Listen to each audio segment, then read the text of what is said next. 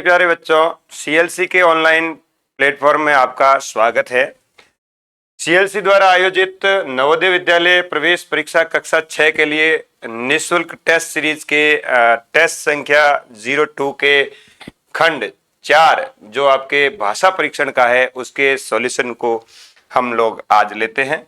और जिसके अंदर आपको पहले ही बता दिया गया है कि भाषा परीक्षण खंड के अंदर 4 अनुच्छेद आते हैं। आपके अनुच्छेद का मतलब पैराग्राफ आएंगे और प्रत्येक पैराग्राफ में कुल 5 प्रश्न होंगे। तो चलते हैं आगे, इन चारों अनुच्छेद को देखते हैं और इनके प्रश्नों को समझते हैं। आज का पहला जो अनुच्छेद है वो आपके कीटों के ऊपर है।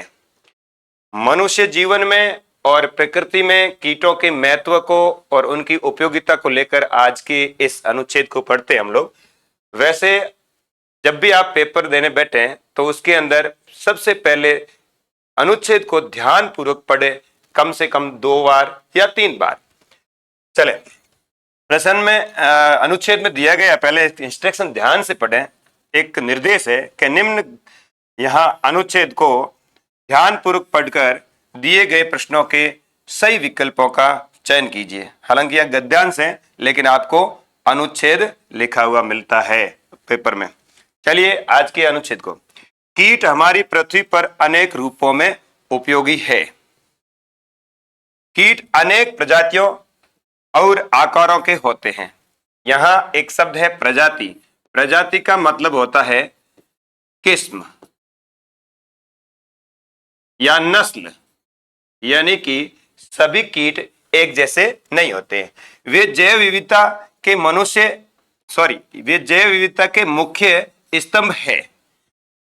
कीटों का योगदान पर्यावरण के संतुलन में होता है, यानी कि कीट पर्यावरण के संतुलन में महत्वपूर्ण योगदान देते हैं। जैसे अगर कोई जंगलों में हम बात करें, सड़ी गली पत्तियां या सड़े गले जैव पदार्थ, उनको भी खाकर पर्यावरण को शुद्ध करने में काम में आते हैं।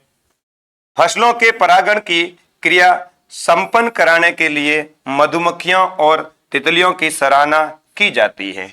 यानी कि यहाँ फसलों के परागण में फूलों के परागकणों को एक स्थान से दूसरे स्थान तक स्थानांतरित किया जाता है, जिससे पैदावार अच्छी होती है। कीटों के द्वारा रेशम का उत्पादन किया जाता है। पक्षियों तथा अन्य जीवों को भोजन प्रदान करने के लिए भी इनका उपयोग प्रकृति द्वारा किया जाता है। हमारे आसपास के पारिस्थितिकी तंत्र की सुंदरता और उत्पादकता बढ़ाने में कीट महत्वपूर्ण भूमिका निभाते हैं। कीटों के कई व्यवहारिक और व्यावसायिक उपयोग भी है, या कीटों के 2 उपयोग दिए, एक व्यवहारिक दे रखा है और दूसरा व्यावसायिक दे रखा है। व्यवहारिक उपयोग वे उपयोग होते हैं जिन्हें हम अपनाते हैं या सामान्य जीवन में उपयोग लाते हैं। जैसे अनुच्छेद में बता रखा है कि फसलों में कीटों का क्या महत्व है, अपने परागण में, परागकणों के स्थानांतरण में, या फिर तितलियों का क्या महत्व है, और व्यावसायिक में औद्योगिक स्तर पर या जिससे आर्थिक क्षेत्र में हमें लाभ हो उसके बारे में भी किया जाता है। इनका उपयोग शहद, मोम और रेशम के वस्त्र बनाने में किया जाता है। कुछ कीटों का उपयोग, ध्यान रखें, कुछ कीटों का, सभी कीटों का नहीं, कुछ कीटों का उपयोग है वो फसलों को नुकसान पहुंचाने वाले हानिकारक कीड़ों को नष्ट करने के रूप में भी होता है। प्रकृति के अंदर कई कीट ऐसे होते हैं जो हमारे लिए लाभदायक भी होते हैं। जैसे यहां अनुच्छेद में ऐसे कीटों के बारे में बात की जा रही है जो फसलों को नष्ट करने वाले कीटों को मारते हैं और उन्हें नष्ट करते हैं। अगला है संक्षेप में, यानी कि अंतिम सार या संक्षेप में कहें तो कीट महत्वपूर्ण है, और क्योंकि हमारी संपूर्ण खाद्य श्रृंखला और पर्यावरण पर उनका सकारात्मक असर पड़ता है। खाद्य श्रृंखला का मतलब होता है भोजन का एक चक्र है जिसमें जीव एक दूसरे पर निर्भर रहते हैं और उनके अंदर कीट अपनी महत्वपूर्ण भूमिका निभाते हैं बच्चों। और यहाँ लास्ट में है कि उनका सकारात्मक असर पड़ता है। इसका मतलब ये है कि कीट इस भोजन जो कि खाद्य श्रृंखला है इसके अंदर अपना सकारात्मक या सराहनीय योगदान देते हैं, या असर का मतलब है प्रभाव, असर का है प्रभाव। तो ये था आपके अनुच्छेद, और इस अनुच्छेद से संबंधित आगे 5 प्रश्न दे रखे हैं, जो उन प्रश्नों को हम लोग एक एक करके लेते हैं। पहला प्रश्न दे रखा है 61 नंबर प्रश्न। यहां इस अनुच्छेद का पहला प्रश्न है, लेकिन आपके पेपर का 61 नंबर प्रश्न है। यह प्रश्न कहता है कीट हमारी पृथ्वी पर अनेक रूपों में है। किस रूपों में? खालिस्तान पूछा गया है। तो पहली आपकी पंक्ति में दे रखा है कीट हमारी पृथ्वी पर अनेक रूपों में उपयोगी है। इसके अंदर आपके ऑप्शन दे रखा है नुकसानदायक नहीं है, सक्रिय, यहां दे रखा निष्क्रिय, यह भी नहीं दिया गया है। यहां उपयोगी बिल्कुल सही ऑप्शन सी है आपका। अदृश्य, यह भी नहीं दिया गया। तो कीट हमारी पृथ्वी पर अनेक रूपों में उपयोगी है, यानी कि यहां कीटों की उपयोगिता बताई गई है इस अनुच्छेद के अंदर। अगला प्रश्न क्या है? हमारी पृथ्वी पर कीट किस प्रकार पाए जाते हैं? ऑप्शन ए दे रखा है केवल एक ही आकार में। नहीं, ये अनुच्छेद में कहां है? यहां इसी लाइन में दे रखा है पहली में ही कि कीट अनेक प्रजातियों और आकारों के होते हैं। अनेक प्रजातियों और आकारों के। तो यहां बी ऑप्शन में दे रखा है अनेक प्रजाति और आकारों में कीट हमारी पृथ्वी पर पाए जाते हैं। केवल विशालकाय, ऐसा भी नहीं है, छोटे भी होते हैं, बड़े भी होते हैं। समान रंग और रूप में, समान में नहीं होते हैं, विभिन्न रंग और रूप में होते हैं। तो सही ऑप्शन है आपका बी। चलिए अगला प्रश्न लेते हैं।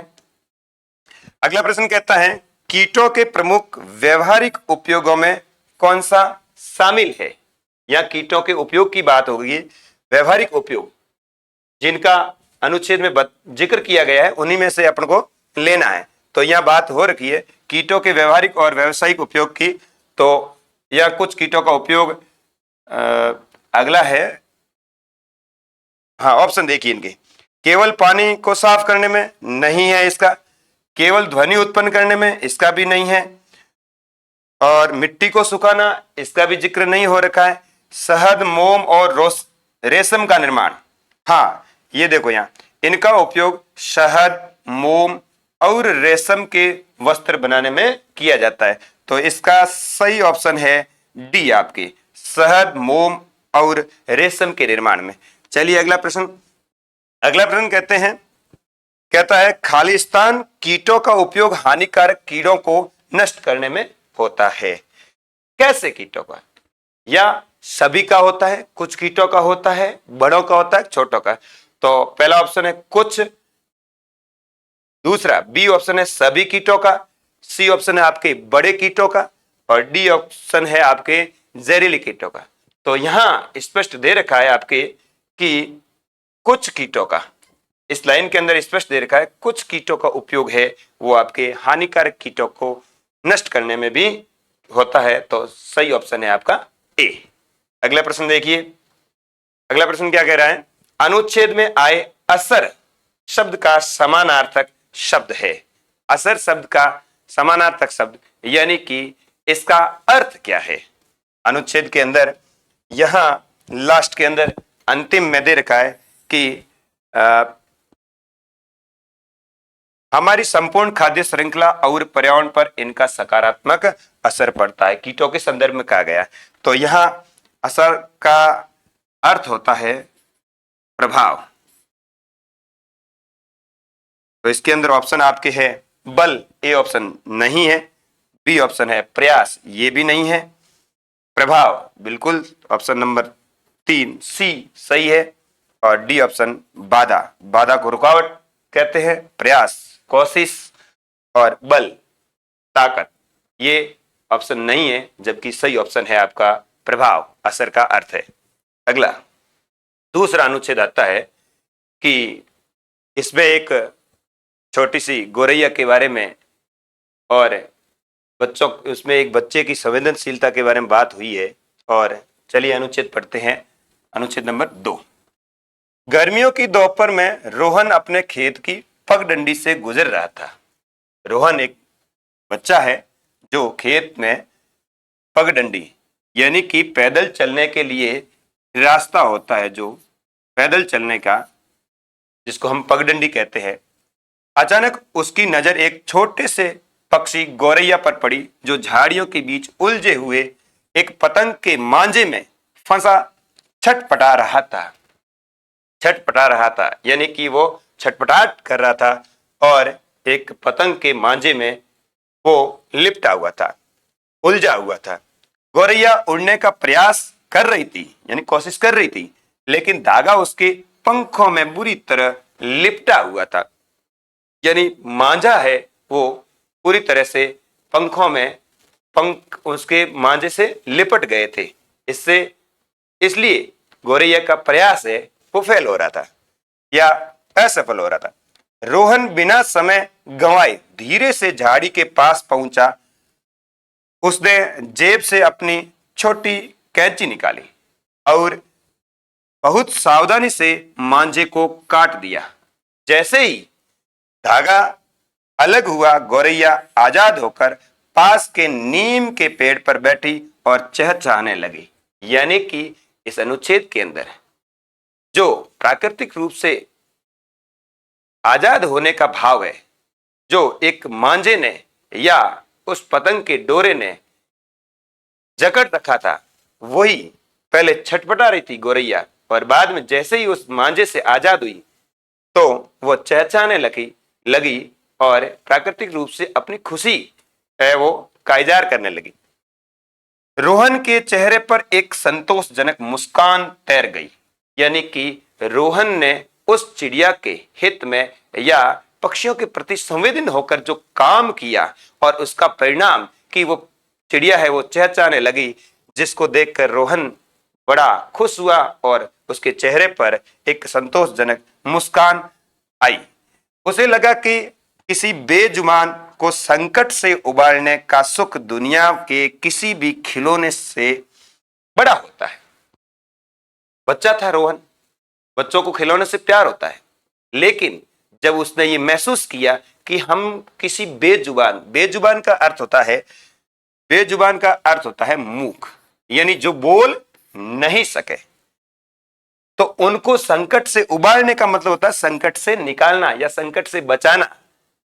अगर हम लोग ऐसा करते हैं तो रोहन कहता है कि किसी खिलौने से वो बड़ा होता है।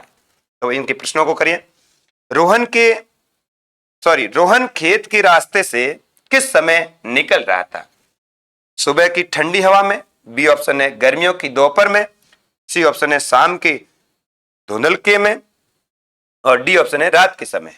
तो यहां दोपहर में रोहन अपने खेत की पगडंडी से गुजर रहा था, तो इसका सही ऑप्शन है वो बी है। अगला प्रश्न देखिए, प्रश्न संख्या 67, दूसरे अनुच्छेद का दूसरा प्रश्न। गौरैया झाड़ियों में क्यों छटपटा रही थी?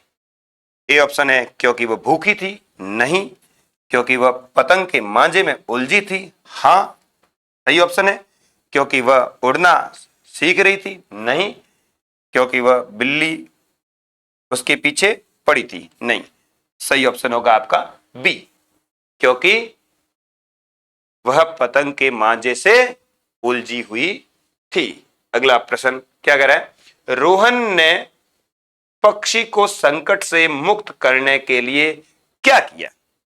जो गौरैया मांझे से उलझी हुई थी उसको संकट से मुक्त आजाद कराने के लिए क्या काम किया? मांझे को जोर से खींचकर तोड़ दिया, पक्षी को झाड़ी से खींचकर बाहर निकाला, नहीं। किसी बड़े व्यक्ति को बुलाने लगा, नहीं। कैंची से सावधानी पूर्वक धागे को काटा, बिल्कुल।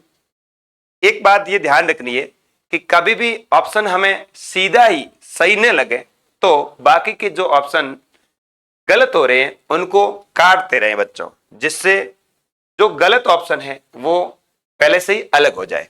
तो यहां स्पष्ट लिख रखा है, अनुच्छेद से बाहर हमें जाना ही नहीं, बिल्कुल हर प्रश्न के ऑप्शन को अनुच्छेद से देखना या मिलान करना चाहिए।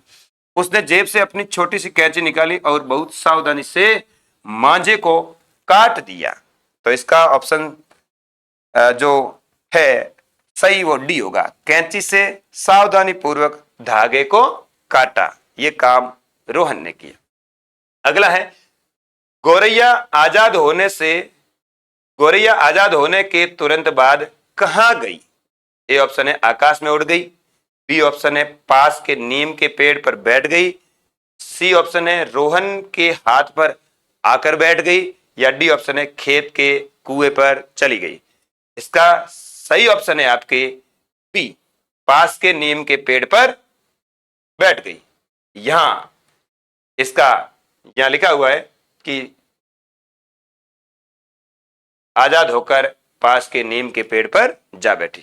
अगला प्रश्न देखो 70 नंबर, अनुच्छेद में आए एक शब्द उबाड़ने का सही अर्थ क्या है? पिछले पेपर में भी ऐसे प्रश्न आते हैं। हर पेपर के अंदर नवोदय जो कक्षा 6 के लिए प्रवेश परीक्षा के लिए आपका पेपर लेता है, जिसका भाषा परीक्षण जिसमें अनुच्छेद पूछता है, तो एक प्रश्न जरूर देता है शब्दार्थ संबंधित। इसलिए हमें ज्यादा से ज्यादा हिंदी में शब्दकोश को बढ़ाने की बहुत महत्व आवश्यकता है बच्चों। तो ऐसा प्रश्न हमें अक्सर देखने को मिलता है कि अनुच्छेद के कौन से शब्द का अर्थ यहां पूछा गया है, कि उबाड़ना एक शब्द आया है, उसका सही अर्थ क्या है? तो पहला आता है बचाना या रक्षा करना, ठीक है।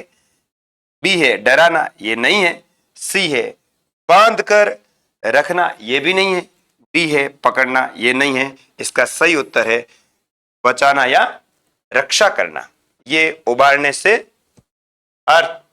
का सही अर्थ देता है। यहां दे रखा है कि हम बेजुबान को संकट से उबारने का, यानी संकट से बचाने का, या बचाना या रक्षा करना, इसका सही उत्तर है ये ऑप्शन। अगला देखो, तीसरा अनुच्छेद आपके आ रहा है। क्या अगर अनुच्छेद ध्यान से पढ़े, आज सूर्य की ऊर्जा से बिजली बनाने का प्रयोग तेजी से बढ़ रहा है। ऊर्जा विकल्प के रूप में या ऊर्जा के वैकल्पिक स्रोतों में सौर ऊर्जा से बिजली बनाने का दिन प्रतिदिन प्रचलन बढ़ता जा रहा है। इमारतों की छतों पर लगी सोलर पट्टियां सूरज के प्रकाश को सोख कर उसे तुरंत विद्युत शक्ति में बदल देती है, यानी कि बिजली में बदल देती है। इन पट्टियों में पतले सिलिकॉन सेल लगे होते हैं जो धूप मिलते ही क्रियाशील हो उठते हैं, यानी कि जो छतों पर सोलर पट्टियां हैं उनके अंदर सिलिकॉन सेल होते हैं।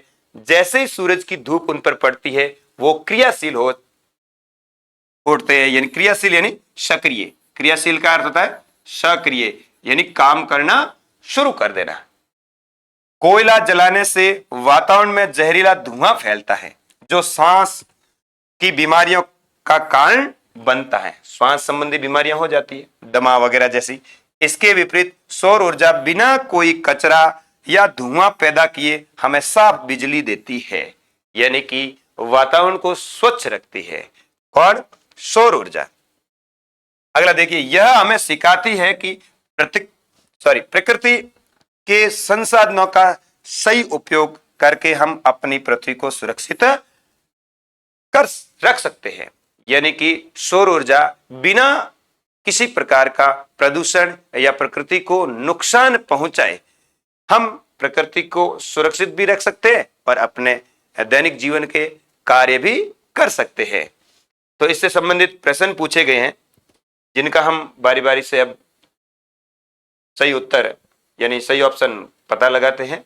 जिसके अंदर पहला प्रश्न आपके क्या पूछा गया है कि वातावरण में जहरीले धुएं का मुख्य कारण क्या बताया गया है, यानी इस अनुच्छेद के अंदर जहरीला जो धुआं है वातावरण में फैल रहा है इसका मुख्य कारण क्या बताया गया है। सौर पट्टियों का निर्माण, नहीं, ये तो ऑप्शन सही नहीं होगा क्योंकि सौर पट्टियां तो बिना धुआं या पर्यावरण को बिना नुकसान दिए क्रियाशील होती है, यानी काम करती है। कोयले का दहन बिल्कुल सही ऑप्शन है। यहाँ दे रखा है कोयले जलाने से वातावरण में जहरीला धुआं फैलता है। सी शुद्ध बिजली का प्रवाह, ये भी नहीं होगा, और डी पृथ्वी का तापमान, ये भी नहीं होगा। तो सही ऑप्शन होगा कोयले का जलना। अगला प्रश्न पूछा गया है कि धूप के संपर्क में आते ही सिलिकॉन सेल में क्या बदलाव आता है। सिलिकॉन सेल जो सोलर पट्टियों में लगे होते हैं, उनके ऊपर धूप जैसे ही पड़ती है तो वो क्या काम, कैसे वो कार्य करते हैं या बदलाव आता है उनमें। वे टूट जाते हैं? नहीं। वे गर्म होकर पिघल जाते हैं? नहीं। वे धुआं छोड़ने लगते हैं? नहीं। वे कार्य करना शुरू कर देते हैं? बिल्कुल सही ऑप्शन है, वे कार्य करना शुरू कर देते हैं, जिसका यहां दे रखा है कि धूप मिलते ही क्रियाशील हो उठते हैं। अगला है, प्रश्न पूछा गया है कि इमारतों की छतों पर लगी सोलर पट्टियां सूरज के प्रकाश को किसमें बदलती है। जो सोलर पट्टियां हैं वो सूर्य की प्रकाश की किरणें उस पर पड़ती है, तो सूर्य के प्रकाश को किस ऊर्जा में बदलती है। विद्युत शक्ति में, रासायनिक ऊर्जा में, या वायु ऊर्जा में, या जल शक्ति में। तो एक बार आप भी सोचें बच्चों, इस अनुच्छेद को पढ़ने के बाद हमारा सही उत्तर है वो किस ऑप्शन पर जा रहा है। देखिए यहाँ स्पष्ट दे रखा है कि इमारतों की छतों पर सोलर पट्टियां है जो प्रकाश को सोखकर तुरंत विद्युत शक्ति में बदल देती है। तो सही उत्तर होगा हमारा ए, विद्युत शक्ति। अगला नेक्स्ट देखो, सौर ऊर्जा बिना कोई धुआं पैदा किए हमें साफ बिजली देती है। ये एक वाक्य दिया गया है और इस वाक्य में पूछा गया है कि वाक्य में रेखांकित शब्द क्या है, यानी कि व्याकरण की दृष्टि से ये रेखांकित शब्द है, ये किस शब्द भेद का है। यानी इसमें दे रखा है, जो रेखांकित किया है वो है हमें, एक शब्द दे रखा है हमें, यानी ये सर्वनाम शब्द है, सर्वनाम शब्द है जो कि पुरुषवाचक सर्वनाम का भेद है। पुरुषवाचक सर्वनाम का भेद है। पुरुषवाचक सर्वनाम के बच्चों 3 भेद है। पहला है उत्तम पुरुष, दूसरा है मध्यम पुरुष, और तीसरा है अन्य पुरुष। जिसके अंदर पहला जो भेद है पुरुषवाचक का उत्तम पुरुष, उसका भेद है हमें। तो हमें शब्द है ये यहाँ सर्वनाम शब्द है। तो संज्ञा ये नहीं है, विशेषण भी नहीं है, सर्वनाम बिल्कुल सही उत्तर है, और क्रिया नहीं है। तो इसका सही ऑप्शन है वो सर्वनाम, यानी रेखांकित शब्द है वो सर्वनाम शब्द है। ऐसे प्रश्न अक्सर पूछे जाते हैं। देखिए नवोदय विद्यालय प्रवेश परीक्षा कक्षा 6 के लिए हिंदी में स्पष्टतया कोई भी विशेष टॉपिक नहीं दिया गया, केवल भाषा परीक्षण के संदर्भ में ही हमें पाठ्यक्रम मिलता है। लेकिन अक्सर संज्ञा, सर्वनाम, क्रिया विशेषण, क्रिया विशेषण, इन बिंदुओं से संबंधित प्रश्न पूछे जाते हैं। और साथ ही शब्दार्थ के संबंध में तो हमें ज्यादा से ज्यादा शब्दकोश, यानी कि कठिन शब्दों को पहचानने और उनके अर्थ जानने के बारे में भी पढ़ना चाहिए और समझना चाहिए। अगला प्रश्न है 75 नंबर प्रश्न, तीसरे अनुच्छेद का लास्ट प्रश्न क्या कह रहा है। निम्न में से अनुच्छेद के किस शब्द का अर्थ सक्रिय होना है। सक्रिय होना कौन सा शब्द। अब 4 यहां शब्द दे रखे, जहरीला, क्रियाशील, सुरक्षित और उपयोग, यानी ये चारों ही अनुच्छेद के अंदर शब्द आए हुए हैं। और इन चारों ही अनुच्छेद के शब्दों में से एक शब्द का अर्थ है, प्रश्न में दिया गया है सक्रिय होना। तो हम पता लगाते हैं कौन से में। जहरीला ये तो नहीं है, ये क्रियाशील हाँ ये बिल्कुल सही है, और सुरक्षित ये भी नहीं होगा, और उपयोग ये भी नहीं होगा। तो क्रियाशील का अर्थ होता है सक्रिय होना, यानी कि इसमें कहां दे रखा है, ये इस जगह दे रखा है कि जैसे ही सोलर पट्टियों के ऊपर सूरज की धूप यानी प्रकाश सूरज का पड़ता है, तो वो सोलर सेल जो सिलिकॉन के हैं वो सक्रिय हो उठते हैं, यानी कि क्रियाशील हो जाते हैं और उसको विद्युत ऊर्जा में बदलने लगते हैं। तो चलिए अगला नेक्स्ट अनुच्छेद है वो इस पेपर का लास्ट नंबर 4 अनुच्छेद संख्या पढ़ते हैं। बगीचे में खिले रंग बिरंगे फूलों पर मंडराती सुंदर मधुमक्खी को अनदेखा नहीं किया जा सकता, क्योंकि प्रकृति में फूलों और मधुमक्खियों की ये जोड़ी एक अद्भुत संतुलन का उदाहरण है।